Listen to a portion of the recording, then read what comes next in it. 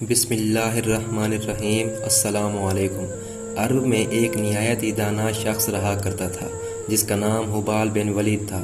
حبال کا لقب ابو القیاس تھا۔ اس لقب کی وجہ یہ تھی کہ ابو القیاس علم القیاس کا ماہر تھا۔ علم القیاس کسی شخص، جگہ، چیز، جانور، ہوا، پانی، خاک اور دیگر عوامل اور عناصر کو دیکھ کر بالکل درست رائے قائم کرنا، یہاں تک سچ جھوٹ کا پتہ لگانا، چوری قتل کی تحقیق کرنا وغیرہ ہے۔ دور دراز سے لوگ اپنے مسائل لے کر آتے اور ابو القیاس چند ساعتوں میں ان کا مسائل حل کر دیتا تھا۔ الغرض پورے عرب میں اس کی شہرت تھی۔ ابو القیاس کپڑوں کا تاجر تھا اور ایک کامیاب تاجر تھا۔ اس کے 3 بیٹے تھے اور تینوں ہی پیدائشی نابینا تھے۔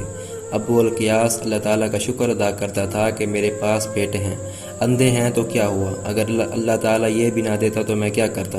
مشہور مورخ ابن خلدون کہتے ہیں کہ حبال بن ولید المقلب ابو القیاس ہی علم القیاس کا بانی ہے۔ علم القیاس مختلف علوم کا مجموعہ ہے جو کہ علم قیافہ، دست شناسی، علم نجوم، علم رمل، علم النوامس وغیرہ پر مشتمل یا ان سے مستعار ہے۔ بہرطور ابو القیاس اپنے تینوں بیٹوں کو اپنا علم کمال مہارت سے منتقل کرتا ہے اور کچھ عرصے بعد دار فانی سے کوچ کر جاتا ہے۔ بڑا بیٹا جانشین اور خاندان کا سربراہ بنتا ہے جس کا نام نوفل تھا۔ منجلے کا نام حارث اور چھوٹے کا نام ربیع تھا۔ ایک دن حارث اپنے دونوں بھائیوں سے کہتا ہے، بھائیو، ہمیں فخر ہے کہ ہم ابو القیاس کے بیٹے ہیں اور ہم اندھے ہوتے ہوئے بھی آنکھوں والوں سے زیادہ باریک بین ہیں۔ یہ علم ہمارے باپ نے ہمیں سکھایا۔ ہمارے پاس مال و دولت کی بھی کوئی کمی نہیں۔ کاروبار سب غلاموں کے سپرد ہے جو بخوبی اسے چلا رہے ہیں۔ ہم لوگ زیادہ تر فارغ وقت گزارتے ہیں۔ کیوں نہ ہم سیاحت کو نکلیں، ملک گھومیں، بھانت بھانت کے لوگوں سے ملیں۔ سفر تو ہوتا ہی وسیلہ ظفر ہے۔ ربیع نے کہا، بات تو درست ہے۔ نوفل نے کہا، اگر تم دونوں یہی چاہتے ہو تو میں بھی راضی ہوں۔ ہم کل ہی نکلتے ہیں اور فارس سے اپنے سفر کا آغاز کرتے ہیں۔ چنانچہ تینوں مکمل تیاری کے ساتھ نکل پڑے۔ بستی بستی، کریا کریا ہوتے ہوئے فارس ایران کے شہر تبریز پہنچے جو کہ ان دنوں دارالخلافہ تھا۔ وہاں انہوں نے ایک سرائے میں قیام کیا۔ سفر کی تھکان اترنے کے بعد نوفل نے اپنے بھائیوں سے کہا، برادران سنو، یہاں اپنے کام سے کام رکھنا، کسی کے مسائل میں ٹانگ نہ اڑانا اور نہ ہی اپنے علم کا کوئی مظاہرہ کرنا۔ ہمیں نہیں معلوم یہاں کے لوگوں کے عادات و اخلاق اور اطوار، پسند ناپسند کیا ہے، ایسا نہ ہو کہ کوئی مصیبت ہم پر ٹوٹ پڑے۔ دونوں بھائیوں نے کہا، آپ کا حکم سار آنکھوں پر۔ شام کو تینوں بھائی بازار کی سیر کو نکلے۔ بازار میں دکاندار، خریدار سب ان کو دیکھ کر تجسس میں مبتلا تھے کہ 3 اندھے بغیر سہارے کے آسانی سے چل پھر رہے ہیں، خریداری کر رہے ہیں اور اوپر سے گھڑ سواری بھی ہے۔ لوگ آپس میں کہنے لگے، بھلا اندھے گھڑ سواری کیسے کر سکتے ہیں؟ یا تو یہ جاسوس ہیں یا کوئی ٹھگ، مگر اندھے نہیں ہیں۔ بات پھیلتے پھیلتے بادشاہ کے کانوں تک پہنچی۔ بادشاہ نے وزیر سے کہا، وزیر صاحب، یہ میں کیا سن رہا ہوں؟ ہماری مملکت میں اندھے گھڑ سواری کر رہے ہیں اور ہم ایسے نادر روزگار افراد کے دیدار سے محروم ہیں۔ وزیر نے کہا، عالی جاں، میں نے بھی صرف سنا ہی ہے، ہو سکتا ہے کہ یہ افواہ ہو یا وہ کوئی جاسوس ہوں یا جادوگر۔ بہرحال جو بھی ہو، میں معاملے کی تحقیق کرتا ہوں اور اگر واقعی ایسے لوگ شہر میں ہیں تو بلا تاخیر آپ کے حضور ان کو پیش کیا جائے گا۔ بادشاہ نے کہا، بہت خوب، شام تک کی مہلت دیتا ہوں تمہیں۔ خیر جناب، وزیر نے فوراً کوتوال شہر کو حکم دیا کہ معاملہ سے متعلق افراد کو فی الفور حاضر باش کرو۔ کوتوال سپاہیوں کی جمعیت کے ساتھ سرائے پہنچا اور تینوں بھائیوں کو گرفتار کر کے وزیر کے سامنے پیش کیا۔ وزیر نے ان کو مخاطب کر کے کہا، اچھا تو تم لوگ وہ اندھے ہو جو گھڑ سواری کرتے ہو؟ تینوں بھائی خاموش رہے۔ وزیر نے کہا، کیا تم لوگ بہرے بھی ہو جو میرا سوال تم نہیں سنا ہی نہیں؟ مگر جواب نہ دیا۔ وزیر کو طیش آ گیا اور غصے سے بولا، اگر اب تم نے جواب نہیں دیا تو تم لوگوں کے سر قلم کر دوں گا۔ نوفل نے کہا، ہم ایسے شخص کی بات کا جواب دینا پسند نہیں کرتے جس کے حسب و نسب کا کوئی پتہ نہیں اور نہ ہی تمہارے اختیار میں ہے کہ تم ہمارے سر قلم کرو۔ اور اندھے اگر گھڑ سواری کریں تو کیا یہ تمہاری مملکت میں جرم ہے؟ وزیر کے پاس کوئی جواب نہیں، لہٰذا خفت مٹانے کو بولا، کوتوال انہیں ابھی زندان میں ڈال دو اور شام کو بادشاہ سلامت کے حضور پیش کرو۔ چنانچہ حکم پر عمل درآمد ہوا۔ شام کو بادشاہ کے حضور انہیں پیش کیا گیا۔ بادشاہ نے ان سے کہا، آپ لوگ اپنے بارے میں بتاؤ کہ کون ہو اور کہاں سے آئے ہو۔ نوفل نے اپنا اور اپنے بھائیوں کا نام بتایا اور کہا، ہم جزیرہ نما عرب کے شہر طائف کے تاجر ہیں اور آپ کے ملک بغرض سیاحت کے لیے آئے ہیں۔ ہم تینوں سگے بھائی ہیں اور مادرزاد اندھے ہیں، اور خدا کے فضل و کرم سے ہم تینوں کو اللہ تعالیٰ نے وہ علم بخشا کہ ہم آنکھوں والوں سے زیادہ باریک بین ہیں۔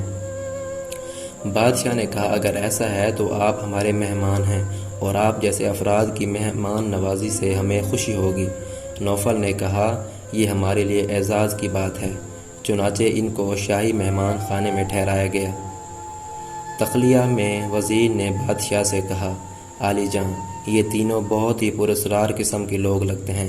میرے ایک سوال کے جواب میں بڑے والے بھائی نے کہا کہ ہم کسی ایسے شخص کی بات کا جواب نہیں دیتے جس کے حسب و نسب کا پتہ نہیں۔ اس نے بات ہی ایسی کی عالی جاں کہ میں ہل کے رہ گیا۔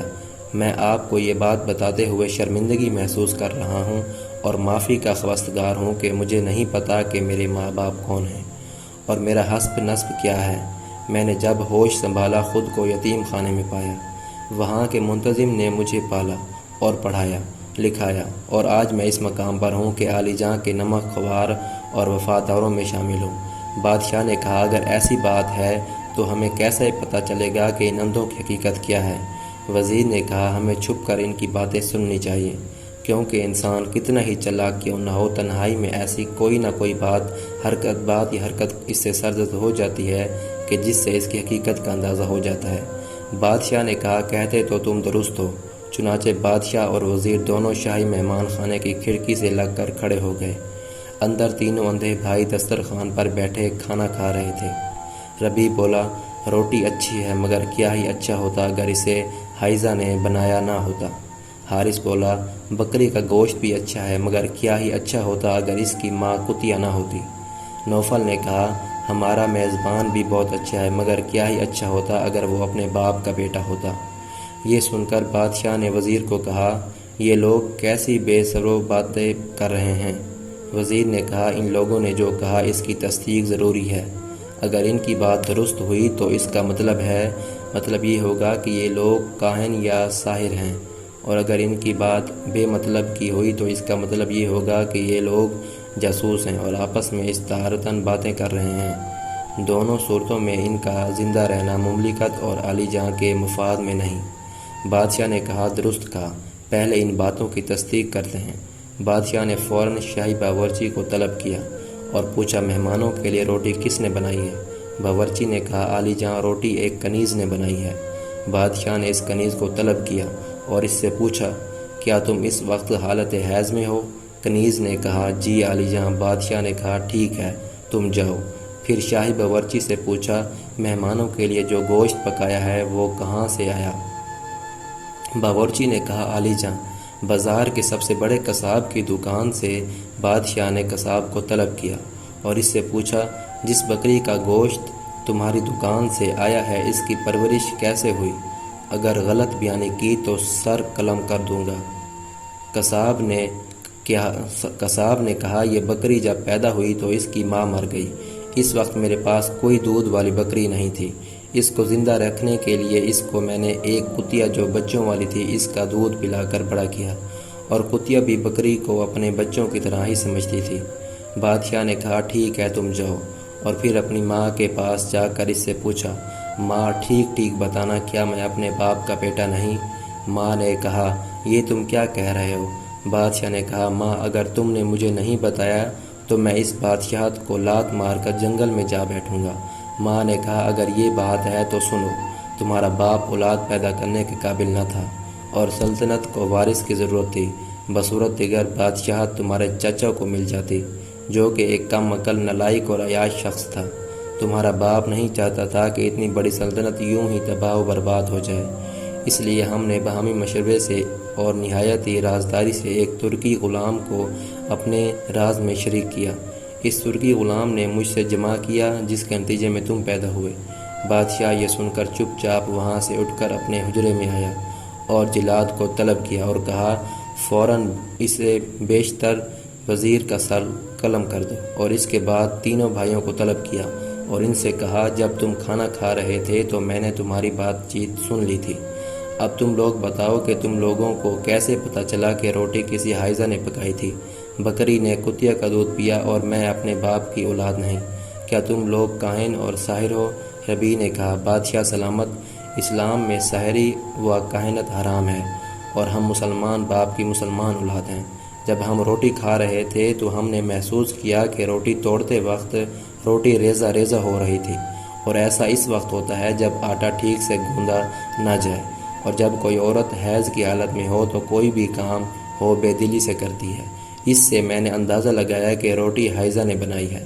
حارث نے کہا گوشت کھاتے وقت ہم نے محسوس کیا کہ بکری کے گوشت کے درمیان میں چربی ہے، جبکہ ایسا صرف کتے کے گوشت میں ہوتا ہے، جبکہ بکری اور گائے کے گوشت میں چربی گوشت کے اوپر ہوتی ہے۔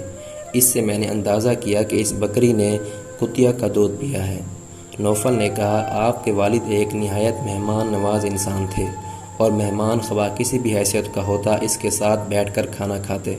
جب آپ ہمارے ساتھ دسترخوان پر نہیں بیٹھے تو میں نے اندازہ کیا کہ آپ میں اپنے باپ کی عادت و اعتبار نہیں ہے، اس لیے آپ اپنے باپ کی اولاد نہیں، اور ہم علم القیاس کے ماہر ہیں، جس کی بدولت ہم ہر چیز کا درست اندازہ لگاتے ہیں۔